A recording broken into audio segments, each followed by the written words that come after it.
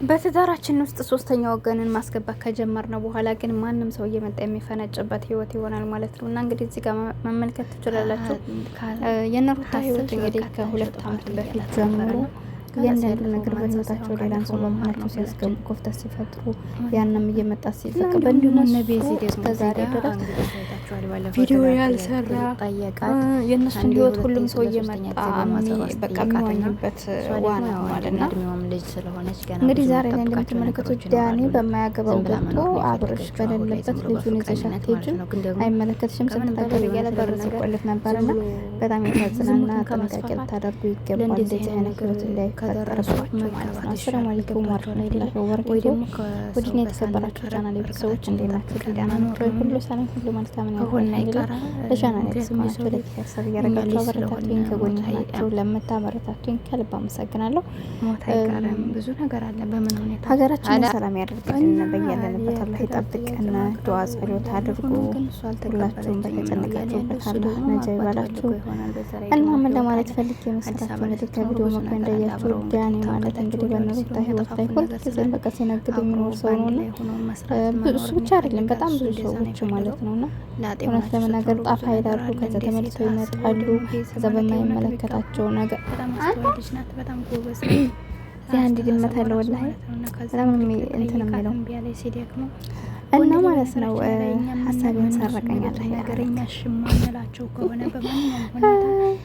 እና ምን ለማለት ፈልጌ ነው እንግዲህ አይታችኋል። በቃኝ አየሁት ራሴን አረጋግቼ ለመኖር ሰዎች እኖራለሁኝ ብላ ሻንጣዋን ብላ ፍቅራቸው ጎን ሆና ያው ትረጋጊ እያለቻት ነበር። ነገር ግን ወስናለች። በቃ ትክክለኛ ውሳኔ ራሷን ማረጋገጥ አለባት። እዚህ ሆና በቃ ልጇን አንደኛ ለልጇ ትንሽ ምን ትስከሚልነት ወላሂ ልጇ አሳዘነኝ በጣም በቃ ህፃን ልጅ ተወልዶ እንደዚህ አእምሮ ሰላም የሆነ ሲያድግ ነው እንጂ እንደዚህ አይነት ጨቀጨቆች ጊዜ መስማት በራሱ አእምሮ ይፈርሳል። እና ይሄ ልጅ እንግዲህ ሞከረች ነው እንጂ በልህም ሞከረች፣ በተንኮል ሞከረች፣ በተለያዩ ነገሮች በፍቅር ማላይ በምንም ማላይ በቃ በብዙ ነገሮች አግኝቷል። እንዳለችው ፍቅር በርግጥ ልክ ያልሆነ ሰው ነውና አሁን ላይ ለማንኛውም የሚጠቅም አይነት ሰው አይደለም። ራሳቸው ቆመብሎት ነገር ቢሆን ከሱ ውጭ በቃ ሌላ ወንድ ያለ መሰላቸውም በዚህ ልክ እንኳን ሌሎቹ ማለት ነው። ሩታ በራሷ ራሱ ከላስ ማቆም አለባት። እሱ የሚባል ሰው ከአብራት ነው ወላሂ ልጅ ያለባት ያድርጋል። እንደ ስንት ሴቶች ችግር ልጃቸውን ያለባት የሚያሳድጉት አንድ ልጅ ሳይሆን 3-4 ልጆችን የሚያሳድጓሉ። አንዳንድ ጊዜ አባት ሆኖ አባት መሆን ካልቻለ አባት ኑሮ ለልጅ አባት መሆን ካልቻለ ምንድነው ትርጉሙ? ገባችሁ አይደለም? ስለዚህ ያነ ሰው ለሷ ክብር ካልሰጣ ቅድሚያ ምንድነው ዛፍ እኮ ፍሬ የሚያፈራው መጀመሪያ ዛፉ ሰላም ሲሆን ነው አይደለ? እንደዛ ስለሆነ ስለዚህ አሁንም ለልጇ ብላ ብቻ መኖር ሳይሆን ራሷን ሰላም ስታገኝ ክብር ሲኖራት በቃ ብዙ ነገሮች ሲሆኑ ነው። እና እሱ ደግሞ አብሮሽ ደግሞ ሁሌ ለሷ ምንም አይነት ቦታ የለው ግዴታ ያ ነገር ገና ለልጅ አባት እንዲሁም ደግሞ ገና ለልጅ ሲል አብሮ መኖር መሆን አለበት ብላ ወደ እሷ የምታመጣበትን ምክንያት ደግሞ እሷ ያኔ ታውቃላችሁ በልህና በተንኮል ነው። እሱ ደግሞ ይሄን ነገር እንትን ብሎ አጤኑ ያው ከእሷ መራቅን ወስኗል። ከሁለታቸው ምርቆ ነበር። ፍቅር ደግሞ እንደሸወደችው ሲያውቀው እሷን ትቶ እንግዲህ ያለ ውል በግድ ከሄርሜላ ጋር ህይወቱን እየመራ ነው። ፍቅርም ደግሞ እዛ ጋር ሄዳ እንግዲህ ሄርሜላ ልክ አይደለም ይጎዳሻል። አንዳንድ ጊዜ በህይወታችን ማለት ነው የሰው ልጅ አንዴ ከዋሻችሁት ያን ሰው ድጋሜ እናንተን የሚያምንበት ምንም ምክንያት የለውም። ገባችሁ አይደለ? አንዴ ቦታ ውስጥ አይቷችሁ ዛሬ ነገ እዛ ቦታ አይደለሁም ቢላችሁ እንኳን አናምንም። ገባችሁ አይደለ? እና ያኔ ሁሌ የሚያና ነገር መስሎ ነው የሚታየን እና የሰው በሰው ልጅ ሁኔታ ውስጥ በቃ መዋሸት አስፈላጊ አይደለም። እናንተ የሰው ሊያስመስላችሁ ወይ ደግሞ በግልጽ አሁን እነ ፍቅር ያደረጉትን አይታችኋል። ባለፈው ሄርሜላ እንዲያለችው እሷ አንዴ ሁለቴ አንዴ በምክር አሏት መከሯት።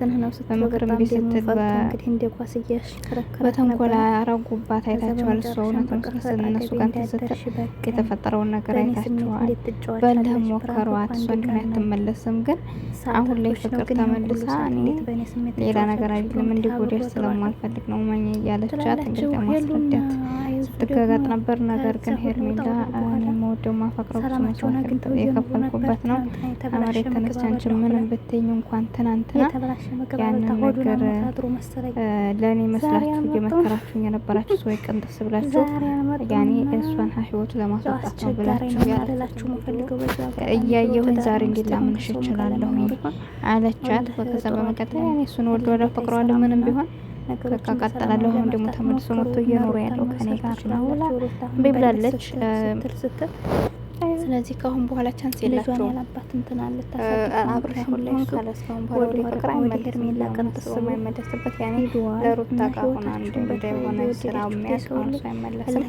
ምናልባት የምራጋ እንኳን ፈጣለ ወደ ነሱ ሄዳ ያላሰው ምትሆነሻ ሰው ለማንም አይጠቅም። ኤርሜላንም ቢሆን ያኔ ባጣ ቆይኝ አድርጎ ነው ያዛ ምናልባት ተምሮ ከሆነ እንግዲህ ከአሁን በኋላ ሳያስከፈል ሊኖርም ስለሚችል ግን የሰው ልጅ እንኳን አንድ ሶስት ሰዎች ጋር እየሄደ ከእናንተ ውጭ አንድ ሰው ራሱ ጋር እናንተ ያላችሁ እነዚህ ያንኛው ሰው ይበልጣል ብሎ የሚሄድባቸው ከሆነ አስፈላጊ አይደለም ብዬ ነው የማስበው ማለት ነው። እና እንዴት እንደሆነ አላውቅም። አስተፈሩ እናንተ አላስወራኝ አለ እኮ ሰው ባልወለደው ልጅ ተቃጥሎ ይሞታል። እናማ ሀሰብሽ በቃ እና እንግዲህ ዲያኔን አይታችሁታል ሲሆን የነበረውን ሩታ ትክክለኛ ውሳኔ ነው የወሰነችው። እዚህ ኩና መቋቋም ካቃታት ቤተሰቦቿ ጋር ሆና ትንሽ ራሷን ማረጋጋት መቻል አለበት። ምናልባትም ወደዛ ስትል ደግሞ እሱ ብዙ ጊዜ ታውቃላችሁ ሩታ ወታጀራ ቆርጥ ብላ በህዴ ታይም ላይ እሱ እንደገና ወደ እሷ ህይወት ለመመለስ ሄዶ ለማንጣት ይሞክራል። በልጆ ሰበብ ማለ ወዲያ ማለ ነገሮች እንደዛ ይላሉና አንዳንድ ድራማ አለቀ ብለን እናስባል እና ስለዚህ መሄዷ ጥሩ ነው ብዬ አስባለሁ። እዚህ ጋር ያው እንዳለችው እውነቷን ነው። ወደ እኔ ህይወት የሚመጡ ሰዎች ሁሉ እያስመሰሉ ነው እንጂ ልክ አይደሉም። ያኔ ሊረዱ መስሎኝ አያቸዋለሁ፣ ግን ቀንጥስ ብለው ለራሳቸው ነው እንጂ እኔን ሊረዳ የሚፈልግ አንድም ሰው የለም እያለኝ ነው። አዎ ምክንያቱም አንዳንዴ በምናደርጋቸው ነገሮች ከኛ በላይ በህይወታችን በጉዳያችን ከፈጣሪ በታች ማንም ሰው በእኛ ጉዳይ ላይ እንደኛ ሊሆን አይችልም። ገባችሁ አይደለ? እንደውም እንደዚህ መጠቀሚያ ነው። እንደዚህ አይነት ክፍተቶች ሲያገኝ ሰው ሁላ መጠቀሚያ ነው የሚፈልገው። ገባችሁ አይደለ? ምንድን ነው የሚባለው? ማን ያለን እንትን ምሳሌ በዛበታል የሚባል በዚህ አይነት ነገር ድሮ የሆኑ ሰዎች ወደ ስትሉ ክፍተት ሲፈጠርባቸው እናንተን ከሚያግዘው ለቀ ነው እናንተን ለመጣል የሚሞክረው ነው እንትን የሚለው የእናንተን ክፍተት ደግሞ ራሱን ከፍ ማድረግ ነው የሚፈልገው ስለሆነ ይህን ነገር ደግሞ ሊገባችሁ ይገባል። ወንድ ልጅ በነገራችን እና ሩታ አሁን ላይ ገብቷታል። ጥሩ እውነቷን ነው። አንቺ ወርቀሽ ተነሽ የሆነ ነገር ሁሉም ሰው ሊረዳት ይሞክራል ይባላል፣ ግን መልሶ ያጣሏታል። መልሶ የሆነ ነገር መልሶ በሷ ይፈርዳሉ። መልሶ ምስጢሯን አሳልፈው ይሰጣሉ። መልሶ ገንዘብ ነገር ከብዙ ነገሮች ብለን ዙሮ በትዳራችን መካከል አንድ ጊዜ ክፍተት ከፈጠርንና ሌላ ሶስተኛ ወገን ካስገባ እንደዚህ አይነት ብጥብጥ እንደማይመጣ ሰላም ያለው ነው ህይወት እንደማንኖር ያለና ሰላም ያመስላችሁ። ባካችሁ ሰውን አታስገቡ። ሶስተኛ ወገን አስገብታችሁ ራሳችሁን በኋላ ራሳችሁን አትውቀሱ። ለምን ሆነ ብሎ ማብራራት በጣም ይደብራል። የምር ነው የምነግራችሁና በጣም ያስጠላል። እያያችሁት ነው። ምን አይነት ነገር ባልና ሚስት ሆናችሁ መፍታት ካልቻላችሁ እናንተ ለታው እንጂ እውነታችሁ ወጥቶ ግን ያስተርቀናል ብላችሁ የምታስቡ ከሆነ ልክ አይደላችሁም።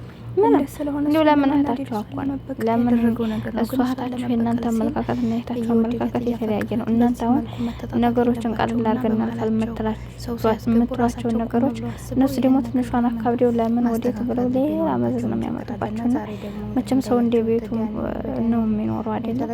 ስለዚህ የቤታችሁን ሁኔታ የባላችሁን ጸባይ የምታውቁት እናንተ ስለሆናችሁ የባላችሁን ገመና ሌላ ሰው ያስታርቃችሁ አትስጡ። የሚስታችሁን ገመና ሌላ ሰው ያስታርቃናል ብላችሁ እንትን አትበሉ። እንደውም ያችን በተናገራችሁባት ቅጽበት ህይወታችሁ በቃ ተበለሻሸ፣ ትዳራችሁ በቃ እንትን ላይ ነው አደጋ ላይ ነው ብላችሁና እንደዛ ነው እላችኋለሁ። ለማንኛውም እንግዲህ መጨረሻው ይመርጠላችሁ።